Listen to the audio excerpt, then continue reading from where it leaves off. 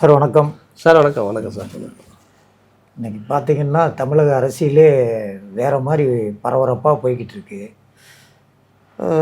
இது எதிர்காலத்தை பற்றி எப்படி சார், எதிர்காலம் எப்படி இருக்கும்? இது எதிர்காலம்னா என்ன? எதிர்காலம் அரசியல் சூழல் தான் மாறுது இல்லை? அரசியலுடைய எதிர்காலம் கேட்குறீங்க? அரசியல் எதிர்காலங்கள் சார், அரசியல் எதிர்காலம் கண்டிப்பாக மாறும் சார். இன்றைக்கி இளம் தலைமுறைகள் தான் இனிமேல் அரசியலுக்கு வருவாங்க. அது இளம் தலைமுறைகள்னு சொல்லும்போது எப்படின்னு பார்த்தீங்கன்னா, நம்ம சிஎம் சார் விஜய் சார், எதிர்கட்சி தலைவர் உதயநிதி சார், அடுத்து மூணாவதாக ஒருத்தர் வரார் மீண்டும் களத்தில், மீண்டும் அண்ணாமலை. ஏன்னா இவங்க 3 பேர் தான் இளம் தலைமுறை, அந்த ஏஜ். மற்றவங்களாம் பார்த்தீங்கன்னா ஒரு ஏஜ் பேக் கொஞ்சம் அதிகமாக. எதிர்காலத்தில் இவங்க 3 பேரை வச்சு தான் அரசியல் நகரன்ற மாதிரி என்னுடைய மூவ் ஆகிட்டு இருக்கு. அப்படிதான். இன்னும் தலைவர்கள்லாம் இருக்காங்களே, நம்ம இருக்காங்க சார். எல்லா கட்சியிலும் பார்த்தீங்கன்னா முகம் தெரிஞ்ச அளவுக்கு ஃபேஸ் வேல்யூ உள்ள தலைவர்கள் இனிமேல் எல்லாம் ஏஜ் ஆகுது. அவங்களுடைய இதில் கொஞ்சம், ஏன்னா அடுத்த தலைமுறை அவங்க கட்சியில் இந்த மாதிரி இளம் தலைமுறைகள் உண்டான தலைவர்கள் யார் இருக்காங்கன்னு நமக்கு. இப்போ காங்கிரஸ் பாருங்கள், காங்கிரஸ்ல யார் இளம் தலைமுறை ஒரு யார் இருக்காங்க? தமிழகத்தில் சொல்றேன் நான். தமிழகத்தை பொறுத்த அந்த இளமையான தலைவர் யார் இருக்காங்க? இல்லை. சரிங்களா? எல்லாம் மற்ற ஏடிஎம்க அதிமுகவில் பாருங்க, யார் சொல்ற அளவுக்கு இளம் தலைமுறைகள் யார் இருக்காங்க? யாரும் இல்லை. ஸோ அந்த மாதிரி எல்லா கட்சியிலையும் இளைஞர்கள் ஆனால் வேல்யூ அப்படின்னு பார்த்தா அண்ணன் சீமான் இருக்காரு. ஆமாம் சார், சீமானம் பாவம் ஒரு 17 வருஷமாக கட்சிட்டாரு.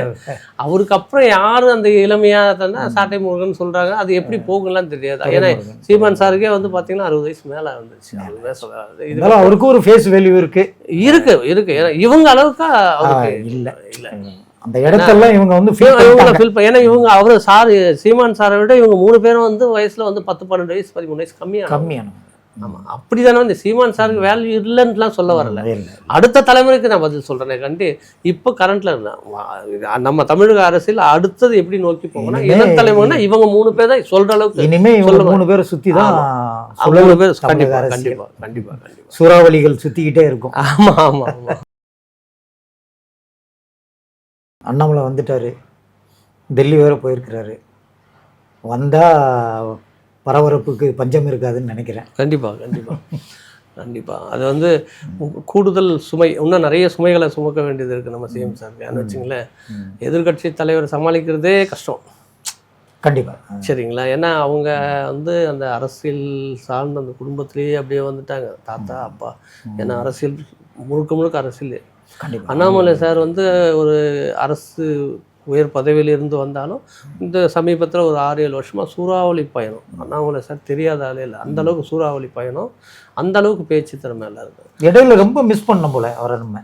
ஆமாம், எல்லாம் அவங்க பிஜேபியை பொறுத்த பார்த்திங்கன்னா மேலே என்ன சொல்கிறாங்களோ அதுதான் தமிழகத்தில் நடக்கும். கண்டிப்பாக. அவங்க தலைவராக நியமிக்கிறதும் இருக்கிற எல்லாமே டெல்லியில் மத்தியில் சொல்கிறது தான்.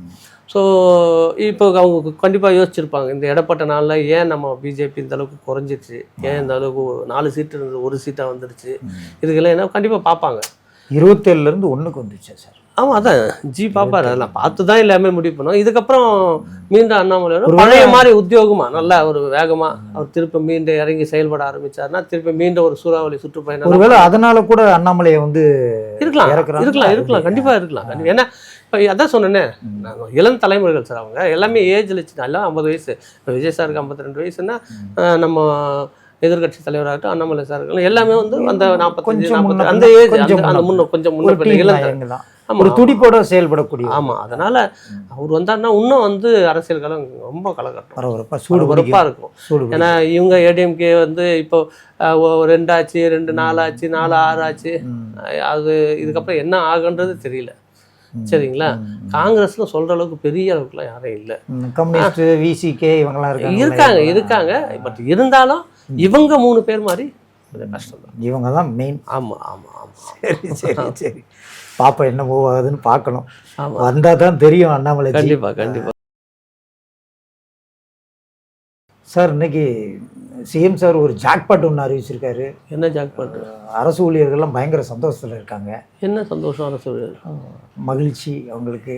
அகவிலைப்படி அகவிலைப்படி சொல்கிறேன் சார். அகவிலைப்படி டிஏன்றது நடைமுறையில் இருக்குது சரிங்களா. மத்திய அரசு ஊழியர்களுக்கு வந்து அவங்க ஏற்கனவே போன 1 மாதம் 1.5 மாதம் இதே 2% ஏற்றிட்டாங்க. இது வந்து அகவிலைப்படின்றது 6 மாதத்துக்கு ஒரு காலத்தில் 6 மாதத்துக்கு ஒரு தடவை வந்து ஒரு பர்சன்டேஜ், அதாவது சம்பளத்தில் அடிப்படை சம்பளத்துலேருந்து 1%, 2%, 3% வந்து மத்திய அரசு ஏற்றினதுக்கப்புறம் ஒரு மாதம் கழித்து ஒரு மாதமோ 2 மாதமோ இவங்க நிதிநிலையை பொறுத்து இவங்களும் அதே மாதிரி 2%, 3% ஏற்றுவாங்க. இல்லை எல்லா அரசுமே இப்படி செய்யுமா? ஆமாம், எல்லா அரசும். மத்திய அரசு வந்து சார் இது வந்து ஜனவரி மாதத்துக்கு உண்டான அகவிலைப்படி. எப்போவுமே வந்து ஜனவரி மாதம் உண்டான அகவிலைப்படியை வந்து ஏப்ரல் மேலே கொடுப்பாங்க. ஏப்ரல் மாதத்தில் அறிவித்தாங்க மத்திய அரசு ஊழியர்களுக்கு அவங்க 2%. மாநில அரசு அதை பார்த்துட்டு 1 மாதம் கழிச்சு இப்போ அறிவிச்சிருக்காங்க. இதில் வந்து ஜாக்பாட்லாம் கிடையாது. அகவிலைப்படின்றது 6 மாதம் பர்சன்டேஜ் கூட்டியிருக்காங்களா சார்? ஆமாங்க, அடிப்படை சம்பளத்துலேருந்து 58 60 ஆயிருக்கு, அவ்வளோதானே. 2% கூட்டியிருக்காங்க. ஆமாம் சார், இது எப்பவுமே காலங்காலமாக நடக்கிறது தான். இது எடுத்து ஜாக்பாட்லாம் சொல்ல முடியாது. இது எப்படி ஜாக்பாட்? இவங்க நடைமுறை சார் இது. அப்படிங்களா? அரசு ஊழலுக்கு டிஏ கொடுக்கறதுன்றது மத்திய அரசு கொடுத்தோன்னா மாநில அரசு அதே மாதிரி அறிவிக்கும். அது வந்து உடனே ஒரு உடனே கொடுத்து தானே ஆகும் சார். ஜனவரி 1ஆம் தேதி கொடுக்க வேண்டியதை இப்போ கொடுக்குறாங்க. இது என்ன மாதம் உங்களுக்கு? மே. இந்த மாதம் சம்பளத்தை இன்றைக்கினா தேதி 15 முடிஞ்சால் இந்த மாதம் சம்பளத்திலே இதை ஆட் பண்ணுறதுக்கு ஜியோ கொடுத்து அவங்க வந்து பில்லு வந்து 20ஆம் தேதி மேலே பே பில்லு போடுவாங்க. அந்த 20ஆம் தேதிக்குள்ளே இந்த மாதத்துக்கு வந்து உங்களுக்கு மே மாதம் சம்பளத்தில் வந்துடும். மீதி இருக்கிறத அரியர் போட்டு கொடுக்க போகிறாங்க. இது வந்து ஜாக்பாட்லாம் கிடையாது, நடைமுறையில் இருக்கிறது. சரிங்களா? அடுத்து பார்த்தீங்கன்னா மகளிர் உரிமை தொகை. மகளிர் உரிமை தொகை என்ன சார்? அவரு ஏற்கனவே அது கலைஞர் ஐயா காலத்தில் இருக்கிறது அப்படியே தொடர்ச்சியாக தான். புதுசாக அவரு டிலே ஆகிற மாதிரி இருக்கு. டிலே ஆகிற மாதிரி நிறுத்தி வச்சுனா என்ன பண்றது ஏதுன்னு சொல்லி நிறுத்தி வச்சு கொடுக்குறன்ற மாதிரி தான் சொல்றாங்க. ஏன்னா இவர் 2500 ரூபா மக்கள். ஆனால் பார்த்தீங்கன்னா 1000 2500 அப்படின்னு எதிர்பார்த்துட்டு 2000 அதுக்கு 2500 ரூபாய்க்கு தான் சொல்லிட்டாருங்களே. எனக்கு கொஞ்சம் டைம் கொடுங்கன்னு கேட்டாருங்களே. 1000 ரூபாய் இப்போ போட்டுற மாதிரி தான் கேள்வி சொல்லியிருக்காங்க. அது ஒன்றும். ஆனால் 2500 ரூபான்றது எனக்கு டைம் கொடுங்க, கொஞ்சம் அவகாசம் கொடுங்க, நான் கொடுக்குறேன் அப்படின்ற மாதிரி பரிசீலனை பண்ணி என்னன்றதை நான் சொல்றேன்னு சொல்லியிருக்காங்க. வருமா வராதா அப்படிங்கிற மாதிரி போயிட்டு இருக்கு திங்கிங். எப்படி மக்கள் நிதி சுமையை பொறுத்து தான் சார். ஆனால் இப்போ இன்னைக்கு பொறுத்தவரையிலும் பார்த்தீங்கன்னா கலைஞருடைய போன ஆட்சி காலத்தில் நடந்த அனைத்து நலத்திட்டங்களும் தொடரும் தான் சொல்லியிருக்காரு. நேற்றே சட்டசபையில் தொடரும் தான் சொல்லியிருக்காரு. அதுக்கு கண்டிப்பாக அது பண்ணுவார். இது சிஎம் சார் வந்து ஆக்சுவலி சட்ட ஒழுங்கு பிரச்சனையை வச்சு தான் மென்ஷன் பண்ணி தான் மெயினாக அதை ஃபோக்கஸ் பண்ணி பிரச்சாரம் பண்ணி தான் அவர் வந்து ஜெயிச்சு ஆட்சிக்கே வந்தார். பார்த்தீங்கன்னா அது வந்து இப்போ வழக்கமாக எப்பவும் போல் நடக்கிற மாதிரி தான் இப்பவும் கண்டிப்பாக அது ஒன்றும் பண்ண முடியாது சார். சட்டம் ஒழுங்குன்றது வந்து எந்த ஆட்சி வந்தாலும் நடக்கும். சட்டம் ஒழுங்கு பிரச்சனை எந்த ஆட்சி வந்தாலும் நடக்கும். ஒன்றும் அது மன்னர் ஆட்சியிலேருந்தே இருக்குது. சரிங்களா? அதாவது எங்கேயோ ஒரு மனிதன் வந்து தனி மனிதன் செய்கிற குற்றங்களுக்கெல்லாம் அரசு பொறுப்பு இருக்காது. இல்லைங்க சார், ஒரு கும்பலில் ஒரு திருப்பூரில் பார்த்தீங்கன்னா ஒரு தமிழரை ஒரு வடநாட்டுக்காரங்க கும்பலை அடிச்சிருக்காங்க சார். இதுக்கு முன்னாடியே நடந்திருக்கு சார். இதுக்கு முன்னாடியே நடந்ததுக்கு இப்போ நடக்கும். இது காலங்கள்லாம் நடக்கும். சேலத்தில் சேலத்தில் கொலை நடந்திருக்கு. ஒரு இடத்துல வந்து 70 பவுன் ஏதோ கொள்ளை அடிச்சிட்டாங்கன்னாங்க. திருவண்ணாமலையில் ஏதோ ஒரு பாலியல் வன்கொடுமைன்னு சொன்னாங்க. ஸோ இது வந்து பார்த்தீங்கன்னா கம்பல்சரி எல்லா மாநிலத்துலையும் இருக்கும். சரிங்களா? இந்தியாவில் இருக்க எல்லா மாநிலத்துலேயும் இந்த மாதிரி பாலியல் வன்கொடுமை நடக்கும், கொலை நடக்கும். சரிங்களா? எல்லா மாநிலங்களிலும் நடக்கும், எல்லா நாட்டிலையும் நடக்கும். அதுக்காக நம்ம அப்படி விட்டுற முடியாது. அதுக்கு அதாவது சார் ஒன்று நல்லா புரிஞ்சுங்க. அதாவது இதுக்கு முன்னாடி சார் சிஎம் சார் கூட சொல்லியிருந்து சட்டம் ஒழுங்கு சரியில்லை, கொலை அந்த மாதிரி பாலியல் வன்கொடுமை, சிறுமிக்கு பாதுகாப்பு இதெல்லாம் நான் தடுப்பேன்னு சொன்னா கூட சார் எல்லாத்துக்குமே வந்து நம்ம போயிட்டு அரசை குறை சொல்லக்கூடாது. முன்னாடி அரசை குறை சொல்லி தான் அவர் வந்தார். இப்போ நம்ம அதையே வந்து அவரையும் இது வந்து ஒரு தனி மனிதன் ஒழுக்கம். எங்கேயோ ஒரு தனி மனிதன் பண்ணுற ஒரு பாலியல் வன்கொடுமையோ ஒரு கொலை நடக்கிறது வந்து அது அரசு தடுக்குதுன்னா எப்படி முடியும்னா நடந்ததுக்கப்புறம் அவங்க நடவடிக்கை எடுக்கிறாங்களே இல்லையான்னு பார்க்கணும். இப்போ எல்லா இடத்துலையும் அந்த சம்பவங்கள் நடந்திருக்குல்ல. ஒரு இடத்துல 70 பவுன் நகை கொள்ளை போயிருக்கு, ஒரு இடத்துல வந்து பாலியல் வன்கொடுமை நடந்திருக்குது. அப்புறம் வட மாநிலத்தை பிரச்சனை பண்ணியிருக்காங்க. காவல்துறை ஏதோ ஸ்டேஷனே போயிட்டு ஏதோ பிரச்சனை பண்ணாங்கன்னு கேள்விப்படுறோம். இல்லைங்க சார், அது பேர் வந்து மக்கள் என்ன நினைப்பாங்க, இது கண்டினியூ ஆகுது அப்படிங்கிறது. அதுதான் இருக்கு அப்படிங்கிறது. அதுதான் சொல்றேன், மக்கள் புரிஞ்சுப்பாங்க. சரிங்களா? மக்கள் புரிஞ்சுப்பாங்க. சட்டம் ஒழுங்கு பிரச்சனைகள் வந்து கண்டிப்பாக வந்து இருந்தால் அதுக்கு நடவடிக்கை எடுக்கிறாங்களா இல்லையான்னு தான் பார்க்கணும். அரசு மேலே நீங்கள் குறை சொல்லணும்னா, ஒரு கொலை நடக்குதா, ஒரு கொள்ளை நடக்குதா, ஒரு பாலியல் வன்முறை ஏதோ ஒன்று நடக்குதா? இல்லை, நம்ம குறை சொல்லலை, இது வந்து நம்ம ஒரு கோரிக்கை மாதிரி. அதுதான் சார் சிக்கு. இல்லை, மக்கள் எப்படி தெளிவாக புரிஞ்சுக்கணும்னா, இது போன்ற பிரச்சனைகள் எந்த அரசு வந்தாலும் நடக்கும். நடந்ததுக்கு அப்புறம் அவங்க சரியான நடவடிக்கைகள் அந்த அரசு எடுக்குதா இல்லையான்னு தான் பார்த்து அவங்களை குறை சொல்லணும். போன ஆட்சியில் எல்லாமே இருந்தது, ஆனால் அதுக்கு உண்டான நடவடிக்கை எடுக்காமலாம் இல்லை. இப்போ இந்த ஆட்சியில் நடக்குதுங்கள, இவங்க அதுக்கு வந்து அரசு வந்து அதுக்கு உண்டான தகுந்த நடவடிக்கை எடுக்கிறாங்களா இல்லையான்னு தான் பார்க்கணும். எடுத்தாங்களா பாராட்டக்கூடிய விஷயம். எடுக்காம கட்சி சார்ந்துட்டாங்களா நம்ம அது பழைய ஆட்சிக்கு இந்த ஆட்சிக்கு எந்த ஒரு இதுவும். ஏன்னா விஜய் சார்கிட்ட வந்து எதிர்பார்ப்பு மக்கள் வந்து அதிகம். கண்டிப்பாக நிறைய எதிர்பார்ப்பு வச்சு தாங்க கொடுத்துருக்காங்க. நிறைய இருந்து பெரியவங்க வரைக்கும் வயசானவங்க வரைக்கும் ரொம்ப எதிர்பார்ப்பு வச்சிருக்காங்க. கண்டிப்பா அவருக்கு நிறைய சேலஞ்ச் இருக்கு சார். எதிர்பார்ப்பு சார் கொஞ்சம் விஜய் சாருக்கு நிறைய சேலஞ்ச் இருக்கு, நிறைய விஷயங்கள். இந்த பக்கம் வந்து எதிர்கட்சி பார்க்கணும், மற்ற சைடுகள் மற்ற கட்சிகள் பார்க்கணும், சரிங்களா? அரசாங்கத்தை நடத்தணும். இப்போ வந்து சென்ட்ரல் கவர்மெண்ட்டு சில ஸ்கீம்லாம் கொடுப்பாங்க, அந்த ஸ்கீமுக்கெலாம் வந்து என்ன பண்ணுவாரே தெரியல. இது மாதிரி அவருக்கு வந்து சுற்றி நிறைய பிரச்சனைகள் இருக்குது, மெஜாரிட்டி வேறு இல்லை. அதனால வந்து பல தடைகள் இருக்குது. இல்ல, அந்த மெஜாரிட்டி அப்படிங்கிற அந்த ஒரு சாப்டர் முடிச்சு கொஞ்சம் நிம்மதியா சார். இவருக்கு மெஜாரிட்டி, தனி மெஜாரிட்டி இல்லாம இன்னொருத்தரை நாடி அரசியல் அவரு ஆட்சி நடத்தினாலே என்னைக்கு ஒன்னாலும் இது வந்து இப்போ ஆபத்தானோ, என்னைக்கு ஒன்னாலும் இது கவுழத்துக்கு வாய்ப்புகள் இருக்கு. யாரையுமே அரசியல நம்ப முடியாது. இவர் கையில அந்த ஸ்ட்ரென்த் இருந்தது, ஒரு 120 125 இருந்தால் தைரியமா ஒரு 5 வருஷம் யாராலும் ஒன்றும் பண்ண முடியாது. சரி. இவர் மற்றவங்களை நாடி மற்ற தயவோடு ஆட்சி நடத்தும் போது அது முள்ளு மேல் நடக்கிற மாதிரி தான். எதா இருந்தாலும் விஜய் சார் சமாளிச்சிருவாரு அப்படிங்கிற ஒரு நம்பிக்கை மக்களுக்கு கண்டிப்பாக சமாளித்து அவர் சொன்னதெல்லாம் செஞ்சாருன்னா மக்கள் ஒருத்தரா நானும் ரொம்ப சந்தோஷப்படுவேன் சார். நானும் வந்து எனக்கு அவர் முதலமைச்சர் தானே, அவர் செஞ்சா நானும் சந்தோஷப்பட மாட்டேன்னா? உண்மையிலே ஒரு பாலியல் ஒரு பிரச்சனை நடக்குது, உடனே நடவடிக்கை எடுத்தாங்க, உடனே அரெஸ்ட் பண்ணாங்க, ரிமாண்ட் பண்றாங்க, ஒரு இடத்துல கொல்ல நடந்தது 2 நாள் கண்டுபிடிக்கிறாங்க, செஞ்சா சந்தோஷம் தானே? அது சந்தோஷம். சரிங்களா? அந்த சொன்னார்ல நேற்று சட்டப்பசையில் குதிரை வேகம் இல்லை, குதிரை வேகம் இல்லை, அந்த குதிரை வேகத்துல இந்த செயல்பாடு எல்லாம் செஞ்சாருன்னா நான் எல்லாரோட நானும் சந்தோஷப்படுவேன் அதிகமா. குதிரை இப்பதான் ஓட ஆரம்பிச்சிருக்கு, அதை பார்க்கல எந்த அளவுக்கு வேகமா ஓடுதுன்னு பார்ப்போம் சார். சார் இன்னைக்கு பார்த்தீங்கன்னா சீரியலு, ஐபிஎல் இதெல்லாம் பார்த்துக்கிட்டு இருந்த மக்கள் இன்னைக்கு அப்படியே பார்த்தீங்கன்னா நியூஸ் சேனலுக்கு மாறிட்டாங்க. கண்டிப்பாக உண்மையிலே வந்து கொஞ்சம் சந்தோஷப்பட வேண்டிய விஷயம். முதல்ல வந்து அதுக்கு வந்து நம்ம சிஎம் சாருக்கு தான் தேங்க்ஸ் சொல்லணும். ஏன்னு வச்சுக்கலேன், இதுக்கு முன்னாடி இருந்த அரசியலுக்கும் இப்போ இவர் வந்ததுக்கப்புறம் பார்த்தீங்கன்னா இவருக்கு ஓட்டு போட்ட மக்கள்லேயே பார்த்தீங்கன்னா பெரும்பாலானவர் வந்து படித்தவங்க கூட நிறைய பேர் ஓட்டு போட்டிருக்காங்க. கண்டிப்பாக சார். அவங்க வந்து பார்த்தீங்கன்னா நல்லா படிச்சிருக்காங்க, பட் அரசியல் அனுபவம் குறைவாக இருக்குது. இப்போ அவர் கட்சியிலே இப்போ இன்றைக்கி அவர் விஜய் சாருடைய கட்சியிலே இருக்காங்க பார்த்தீங்களா, அதுலேயே வந்து சில கட்சியிலேருந்து வந்த மூத்த தலைவர்கள்லாம் இருக்காங்க, அவங்களுக்கு அந்த அரசியல் அனுபவங்கள் இருக்கும், பெரிய தலைவர், புரியுதுங்களா?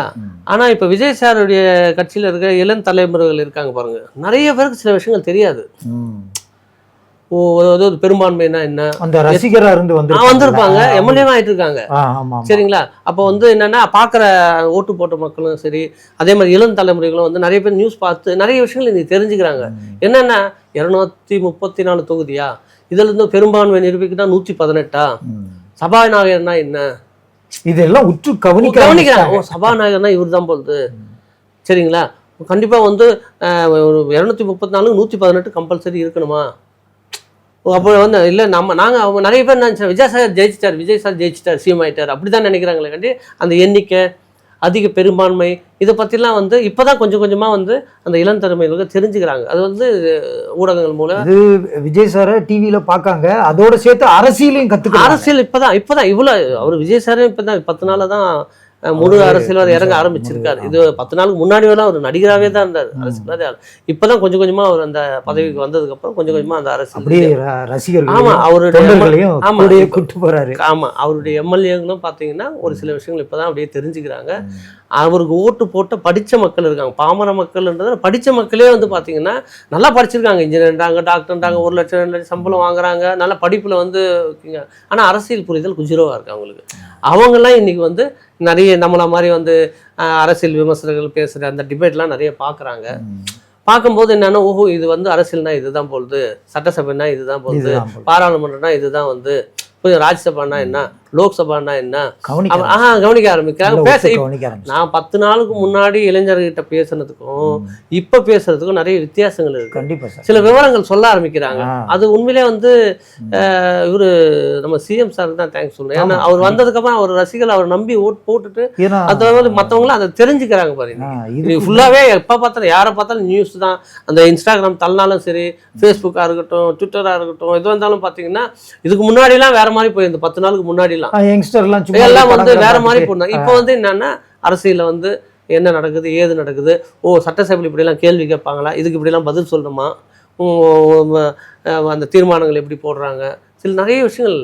இதுக்கு எல்லாத்துக்கும் காரணம் சிஎம். ஆமா ஆமா உண்மையில கற்றுக் கொடுக்குறாரு அவரு. ஆமா அவர் பின்னாடி வாங்கன்னு அவங்க கொண்டு போறாரு. அந்த விஷயத்துல பாராட்டலாம். மற்ற விஷயத்துல அரசு நடத்தும் போது நிறைய எதிர்கட்சிகள் அவங்களுடைய இதெல்லாம் இந்த 5 வருஷத்துல மக்களுக்கு நல்லா பழகி கொடுத்துருவாரு. அரசியலை பத்தி புரிதல் வந்துடும். அது அவர் இதுக்கப்புறம் அவரு எந்த அளவுக்கு கொண்டு போறாரு, இந்த கொஞ்சம் அதாவது சிஎம்மா பொறுப்பேற்றதுல இருந்து இன்னைய வரலும் பாத்தீங்கன்னா கொஞ்சம் முன்னேற்றங்கள் தான். ஆனா ஓரளவுக்கு நிறைய விஷயங்கள் வந்து அவரு கேட்டு தெரிஞ்சுக்கிறாரு. மேல மேல தவறு பண்ணா உடனே திருத்திக்கிறாரு. ஆமா அந்த ஒரு ஒரு பண்பு இருக்குது. அதாவது அவங்க பிரேமலதா விஜயகாந்த் அவங்க வந்து சொல்லும்போது அந்த ஒருத்தர் அப்பாயின்மெண்ட் பண்ணாங்க ஜோதிடர் ஒருத்தர், சொன்னதுக்கு அப்புறமே உடனே வந்து அது இது பண்றாரு. அது தெரிஞ்ச ஒரு நல்ல விஷயம்தான். சினிமாவில் பார்த்த விஜய் சாருக்கும் சிஎம் சாருக்கும் வித்தியாசம் எனக்கு தெரிஞ்சு அவர் இப்பயே யோசிக்காம இதுல இன்னும் இவ்வளவு இருக்கா அப்படின்னு சொல்லிட்டு நிறைய விஷயங்கள் கத்துக்கிட்டு பார்க்கும்போது வித்தியாசம் தெரியும். நிறைய விஷயங்கள் தெரிஞ்சுக்க ஆர்வத்தோட இருக்காரு. அந்த ஆர்வத்தோட இருந்து நிறைய விஷயங்கள் தெரிஞ்சு அரசியலை அந்த அரசாங்கத்தை நடத்தினார்னா, வெற்றிகரமாக நடத்தினார்னா அவர் எதிர்காலத்தில் நல்ல பிரகாசமாக இருக்கும். கண்டிப்பாக சார். கண்டிப்பாக ரொம்ப சந்தோஷமான விஷயம்தான். சரி, நல்லா ஆட்சி செய்யட்டும் சிஎம் சார். மக்களுக்கான ஆட்சியாக இருக்கணும் இது. கண்டிப்பாக. ஓகே நன்றி சார். நன்றி.